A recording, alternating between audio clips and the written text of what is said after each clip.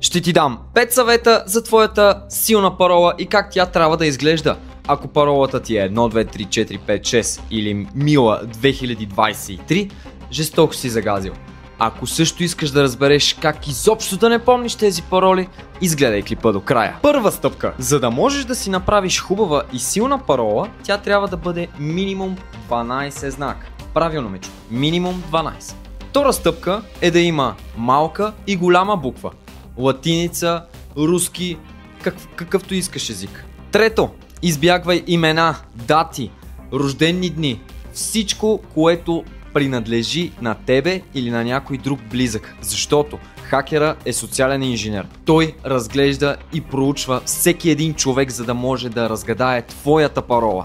Така че използвай рандъм символи, цифри и букви, за да не можеш той да я разбие. Четвърто, не използвай никога, ама никога една и съща парола навсякъде. Защото когато хакер разбере твоята парола на единия акаунт или изтече заради фишинг линк или база данни на определен уебсайт, той ще я вземе и ще я пробва за всеки един акаунт. Пето, в началото на клипа споменах как да не помниш нито една от паролата, която си създавал. Има начин за това. Това се нарича Password Manager. Password Manager какво представлява? Това е един сейф. Този сейф има една главна парола, която ти трябва да запомниш.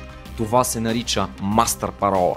Тази Master парола, след като я въведеш, за да отключиш този сейф, ти отваря различни твои пароли, които си генерирал чрез Password Manager и генератора, който е вътре, за да можеш ти да ги използваш навсякъде. И така, виж колко лесно и елементарно можеш да запомниш само една парола, вместо да помниш 100 000. Харесай и се абонирай за канала, за да разбираш все повече и повече за тази тема киберсигурност и не само, и интересни съвети.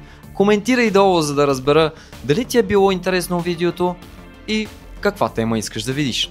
Чао!